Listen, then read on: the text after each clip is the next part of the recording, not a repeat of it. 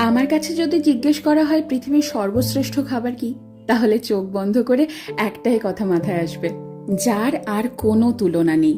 আমরা মধ্যমগ্রাম বাজার গিয়ে একেবারে বর্ষার ইলিশ কিনে এনেছি।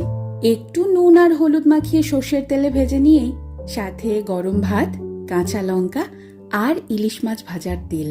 সত্যি কথা বলো, বাঙালির কি আর কিছু লাগে? এই দিয়ে তো পুরো প্লেট খালি।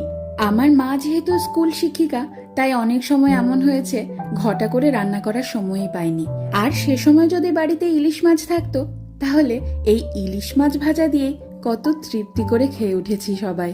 আমার এই বাড়িতে বাবা মা এসেছে, আর সেই তৃপ্তি করে খাওয়ানোর সুযোগটা এবার আমি পেয়েছি। আমার খাদ্য রসিক বাবা গরম গরম ভাত আর ইলিশ মাছ ভাজা নিয়ে বসে পড়েছে।